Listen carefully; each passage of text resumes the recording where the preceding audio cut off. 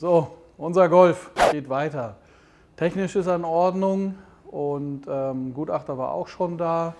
Ein bisschen Fahrten haben wir auch schon hinter uns und das alles wunderbar. Aber wie gesagt, das Interieur ist, wie Alexandros nett formuliert hat, der Vorbesitzer hat sich das nach seinem Geschmack schön gemacht, aber Geschmack ist eben Geschmackssache und wir finden es nicht ganz so passend. Einige Kommentare gab es auch von euch, ihr findet es auch nicht so passend. Wir haben uns nach einer neuen Innenausstattung umgeschaut. Original war eine schwarze Stoffausstattung drin. Wir sind aber das Lederzentrum, deshalb kommt natürlich Stoff bei uns nicht ins Auto, sondern Leder.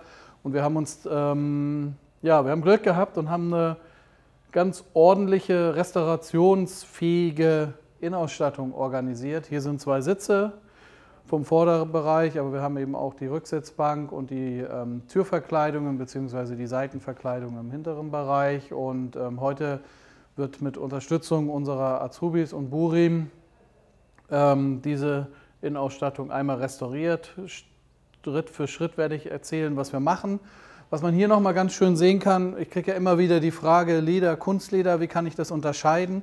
Hier hat man am Rücken Kunstleder und wenn man so eine Falte macht, also das zwischen den Daumen und Zeigefinger einmal faltet, dann sieht man, dass das eine relativ spitze Falte wird. Die ist dann erstmal da, wenn man so rüberreibt, ist die wieder weg. Und wenn ich halt mach mal hier rüber, Bodo, wenn ich dann halt zum echten Lederpart komme und ich mache so eine Falte, dann sieht man, dass die viel runder ist und nicht so spitz an der oberen Kante. Oder auch hier sieht man halt, dass es eine runde Falte ist. Also hier ist echtes Leder und ab hier fängt ein Kunstleder an. Man sieht es hier ein bisschen auch von der Struktur her, aber ja. Ansonsten werden wir die jetzt reinigen, Lederreiniger stark und eine Bürste, dass erstmal das richtig gut sauber wird. Der nächste Schritt ist dann mit GLD hier alles runterholen. Wir haben schon mal so an dem Sitz vorne ein bisschen getestet. Da ist irgendwas drauf. Schuhcreme, eingefärbtes Pflegemittel, ich weiß es nicht. Es fühlt sich ein bisschen an wie Schuhcreme, es riecht auch ein bisschen wie Schuhcreme, das müssen wir natürlich einmal runterholen. Das hat der Verkäufer vielleicht einmal so ein bisschen übergejuckelt, damit das ein bisschen schöner aussieht.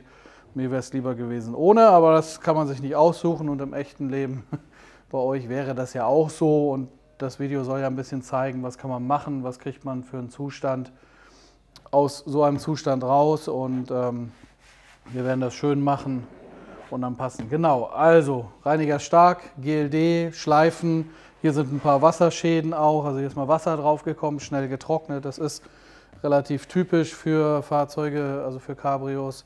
Da müssen wir gleich mal gucken, ob wir das noch mit Liquor Oil oder Altleder Softener weich machen müssen oder ob wir erstmal zu Ende restaurieren und dann mit Elephant arbeiten können. Das sehen wir aber erst, wenn die Farbe runter ist, die da nicht drauf gehört. Und dann werden wir als nächstes Trockenbrüche aufschleifen, dremeln, füllen mit Filler und dann das Kunstleder hinten mit Leather und Plastikpaste reparieren. Aber schaut euch die Schritte jetzt nach und nach an. Ja, erstmal Bestandsaufnahme, was haben wir hier? Ja, wie gesagt, Leder, Kunstleder und das Leder ist eben schon zum Teil Trockenbrüche, Farbabrieb, Kratzer und hier sieht man ganz schön, wo der Topcoat aufgebrochen ist, dass wir da auch ein bisschen was machen müssen und man sieht auch an dem Glanzgrad, dass es eben mit etwas behandelt wurde. Ja, Lederreiniger stark auf eine Bürste, damit leichten Druck kreisförmig reinigen.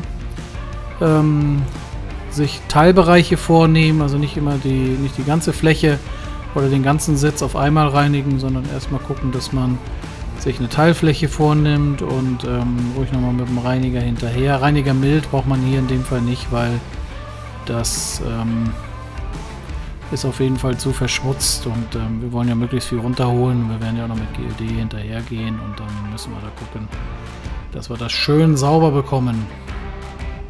Genau, dann einmal abwischen. Man kann das Tuch auch anfeuchten. Ein geeignetes Mikrofasertuch kann man auch nehmen, wenn man das möchte, und das wieder auswaschen zwischendurch. Zu nass sollte man es nicht machen. Da sieht man, ja, das ist auf jeden Fall Dreck. Deshalb nochmal hinterher und ruhig 2-3 Mal rübergehen. So, jetzt wollen wir die alte Farbe, wenn wir sie noch nicht runtergeholt haben, die da drauf gemacht worden ist, also als Pflegemittel, aber wir wollen auch den alten Topcoat runterholen. Sieht man da ganz schön, dass es dann schon schwarz ist. Das ist halt einmal wichtig mit GLD. Dann ruhig nochmal die Ritzen auspusten. Das kann man auch ganz gut als ersten Schritt eigentlich machen und dann alles hier mit GLD einmal runterreiben. Und da, also wenn das in so einem Zustand ist, dann nicht zurückhalten, sondern wirklich dann Vollgas geben im Prinzip und das ordentlich runterholen. Ja, da sieht man jetzt schon, das ist deutlich matter. Der Rücken ist noch nicht ganz trocken, vorne ist schon trocken. Und das sieht dann schon auf jeden Fall besser aus. Rücksitzbank natürlich auch bearbeiten. Hier ist nochmal wieder der vordere Sitz, Burim. Geht nochmal hinterher, um sicher zu gehen, dass wirklich alles runter ist. Und dann sollte das klappen. Das war relativ hartnäckig, muss man sagen. Also da war schon irgendwas drauf, was uns das Leben nicht so ganz leicht gemacht hat. Türpappen, Türverkleidung ist Kunstleder. Auch mit Lederreiniger stark in dem Fall einmal reinigen. Und dann ist das der gleiche Vorgang wie auch bei den Sitzen. Ne? Da bin ich ganz glücklich darüber, in welchem Zustand die sind. Auch die hinteren Türverkleidungen, also das sind ja keine Türen, aber diese hinteren seitlichen Verkleidungen sind gut und dann passt das. Ja, dann alle rauen Stellen glatt schleifen. Und danach mit Lederreinigungsbenzin entstauben. Diesen Schritt, den haben wir glaube ich nicht gefilmt, aber das sollte man auf jeden Fall machen. Also einmal nach dem Schleifen das Ganze einmal entstauben und entfetten mit Lederreinigungsbenzin. Also Lederreinigungsbenzin auf ein Tuch und dann weg.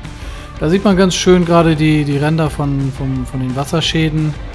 Und hier sieht man jetzt, dass wir die hochstehenden Kanten der Trockenbrüche im vorderen Bereich der Sitze, dass wir die einmal runterschleifen. Wir nehmen ja, Dremel oder ich weiß gar nicht, wie das allgemein übliche Wort ist dafür, aber unter einem Dremel kann sich jeder was vorstellen, wobei das auch nicht ein Dremel ist, sondern das auch von einer anderen Marke, aber der Zweck ist der gleiche. Also alle Kanten, die hochstehen, runterschleifen, mindestens auf gleiche Höhe, also das auf gleiche Ebene machen. Das kann man dann schön testen, wenn man einmal mit der Hand drüber geht. Lieber ein Tal machen, als dass man noch was oben hochstehen lässt. Ne? Aber ansonsten ist eigentlich die Idee, das einmal flach zu machen. So, Lederfiller in Schwarz einfüllen und trocknen lassen. Und dann kann man das wieder mit dem Schleifbrett einmal glatt schleifen. Man kann es über die kleine Kanüle da vorne raus oder man ich nehme meistens die Spitze ehrlich gesagt weg und gehe dann direkt drüber, aber das verbraucht natürlich mehr Material, so ist das natürlich besser. Dann am Rücken, da ist eine Beschädigung im Kunstleder, das wollen wir auch einmal verkleben. Haben wir ein bisschen Spannstoff drunter gemacht und jetzt den Lederkleber rein und dann wird das einmal miteinander verdrückt und dann klebt das schön und dann können wir das dann weiter bearbeiten mit Leather und Plastic Paste und Prägung, dass wir diese Beschädigungen auch wegkriegen. Das ist auch schon so ein bisschen grenzwertig, also da könnte man auch noch mal gucken, ob man gegebenenfalls da nacharbeitet, indem man das neu bezieht oder wie auch immer. Müssen wir mal gucken, genau. So, Burim hat an der Stelle, weil dahinter überhaupt nichts dahinter ist, entschieden, unser Glutex in Schwarz oben aufzukleben. Das machen wir immer dann, wenn wir es irgendwie nicht dahinter bekommen oder wir dahinter keine richtige Stabilisierung haben. Dann machen wir einmal Glutex von oben drauf und egalisieren das dann, indem wir dann mit Leather und Plastic Paste oder mit Filler eben drüber arbeiten und dann das einprägen. Genau, nochmal den Lederkleber festgedrückt. Da hat er jetzt Leather und Plastic Paste schon drauf gemacht, die Prägekartusche, also das Prägepad einmal heiß gemacht, oben drüber gedrückt und ja, so kriegt man das dann weg. Dann unsere beiden Azubis auch nochmal daran. Das ist auf jeden Fall etwas, was man lernen kann. Ja, hinten links sitzt noch die Ausbildungsleitung von uns. So wird das dann alles kontrolliert. Ja, wenn man dann damit durch ist, also alles repariert ist, alles vorbereitet, dann wird einmal Grundierung aufgetragen. Immer dann, wenn wir so flächig arbeiten, eine Grundierung drauf. Man kann so nass arbeiten, muss man aber nicht. Also man kann auch trockener arbeiten und dann eben 3, 4 Schichten machen. Oder man macht 2 satte Schichten. Es sollte eben nicht laufen. Wenn es läuft, dann einmal kurz mit dem Schwamm das austupfen, dass man da keine Unebenheiten mehr hat. Die muss man dann nachher nur alle rausarbeiten. Genau. Ja, abkleben nicht vergessen, weil jetzt der nächste Schritt nach der Grundierung ist natürlich Farbe. In die Farbe machen wir bei Leder keinen Vernetzer rein, sondern wir machen das dann später in den Topcoat, ja, aber in die Farbe eben nicht. Und dann einmal schwarz drüber und dann sicherlich noch ein zweites Mal. Und hinten am Rücken machen wir 2%